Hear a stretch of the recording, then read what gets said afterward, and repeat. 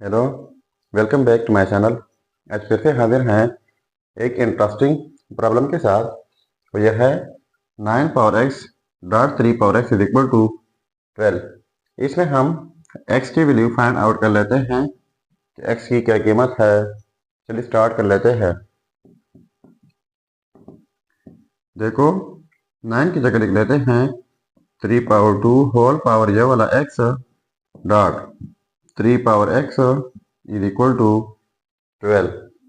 ठीक है, तो इनके लिए हमारे पास एक रूल है। यह है कि जब किसी बेस के ऊपर दो पावर्स हो तो वो दोनों पावर्स आपस में प्रोडक्ट होते हैं। तो यहाँ पर इस तरीके के ऊपर दो पावर है, 2 है, x है, तो ये 2x हो जाएगा dot 3 power x is equal to 12। ठीक है, अब इनके लिए हमारे पास फिर से एक और रूल है। वो यह है कि जब सेम बेसिस हो, डिफरेंट पावर हो, बीच में प्रोडक्ट हो, तो इस सूरत में की बेस लिखा जाता है और इनका पावर 8 किया जाता है। तो यहाँ पर ये सेम बेसिस है, इस रूल के मुताबिक बीच में प्रोडक्ट है, तो एक ही बेस लिखकर पावर 8 करके इस तरीके से, तो ये हो जाएगा एक ही बेस पावर 8 हो जाएंगे 2x प्लस x, तो ये हो जाएगा direct 3x is equal to 12। अब हम बोथ साइड्स लॉग लेते हैं। इस साइड से log 3 power 3x is equal to, फिर इस साइड से log लेना होगा log 12। ठीक है, तो इनके लिए हमारे पास एक और रूल है। वो ये है कि log a power x is equal to x log a, यानी जब एक्सपोनेंशियल फॉर्म हो, log a अप्लाई कर ले तो पावर पहले आ जाता है साथ में log a। तो यहाँ पर ये 3 पावर x पावर है, तो 3 पावर x पहले आ जाएगा, साथ में हो जाएगा log 3 इज इक्वल टू, इनके लिए ये log हो जाएगा और 12 की जगह लिख लेते हैं 3 क्रॉस 4। ठीक है, तो इनके लिए अब एक और रूल है। वो यह है कि log a cross b equal होता है log a plus log b, यानी जब दो नंबर प्रोडक्ट में हो, log अप्लाई कर ले, फिर इस तरीके से स्प्लिट किया जा सकता है।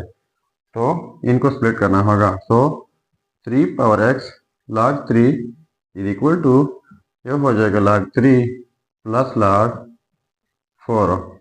ठीक है, तो बोथ साइड्स डिवाइड कर लेते हैं log 3 से, इस साइड से डिवाइड बाई log 3, इस साइड से डिवाइड बाई log 3, तो ये log 3 और ये कैंसिल आउट जाएंगे। हमारे पास रह जाएगा 3x इज इक्वल टू, इस log 3 को स्प्लिट कर लेते हैं। कैसे? ये हो जाएगा log 3 डिवाइड बाई log 3, बीच में प्लस है, फिर log 4 डिवाइड बाई log 3, तो ये कैंसल आउट जाएंगे। हमारे पास इनके लिए फिर से जो है एक और रूल है।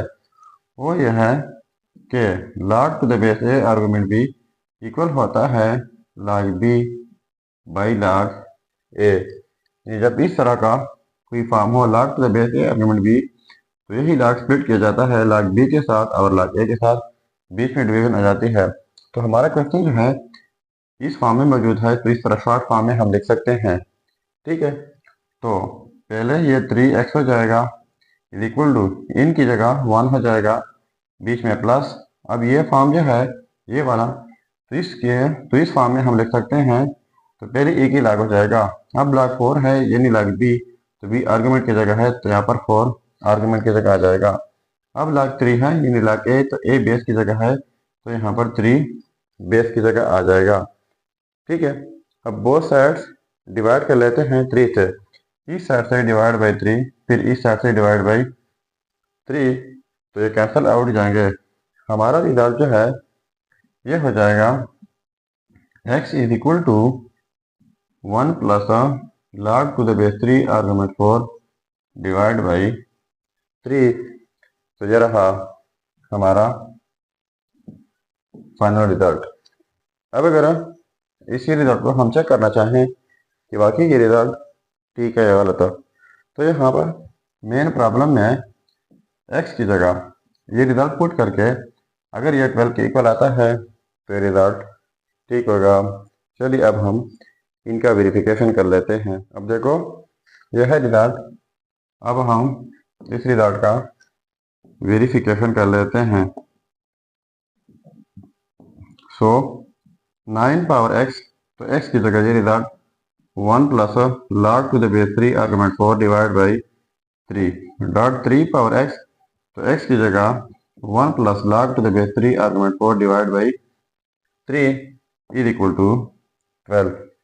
तो देखो ये काफ़ी जो है डिफिकल्ट लग रहा है, इनको हमने सिंप्लीफाई करना होगा और 12 के इक्वल प्रूफ करना है। तो देखो पहले की तरह 9 की जगह लिख लेते हैं 3 power 2 whole power 1 plus log to the base 3 argument 4 divide by 3 dot 3 power 1 plus log to the base 3 argument 4 divide by 3 is equal to 12। ठीक है, तो ये 2 जो है इनके साथ प्रोडक्ट हो जाएगा और ये 3 के ऊपर ये पावर है, तो मैं वही रूल अप्लाई कर रहा हूँ। ये सेम बेसिस है तो पावर्स ऐड हो जाएंगे।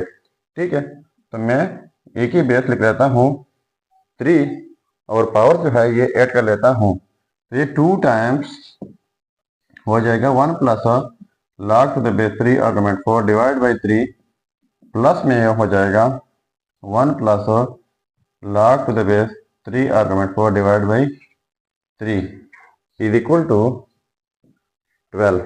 ठीक है, तो ये 2 टाइम है और ये 1 टाइम है, तो ये फिर 3 पावर 3 टाइम्स हो जाएगा 1 plus log to the base 3 argument 4 divide by 3 is equal to 12। ठीक हुआ, तो ये 3 और ये कैंसिल आउट जाएंगे, रह जाएगा 3 power 1 plus log to the base 3 argument 4 is equal to 12। तो देखो ऐसा ऐसा सिंप्लीफाई हो रहा है, तो ये फिर से जो है वही रूल अप्लाई हो रहा है 3 power 1 dot 3 power log to the base 3 argument 4 is equal to 12।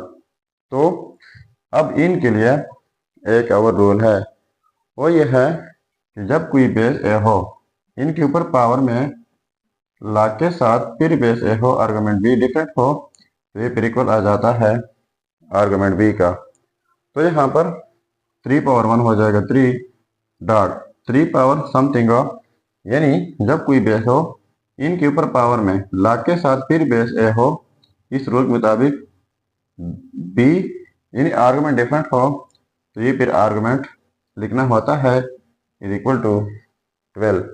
तो 3.4 हो जाएगा 12 इज इक्वल टू 12। तो देखो ये आपस में सेम आ गए, तो इसका मतलब ये हुआ कि ये रिजल्ट 100%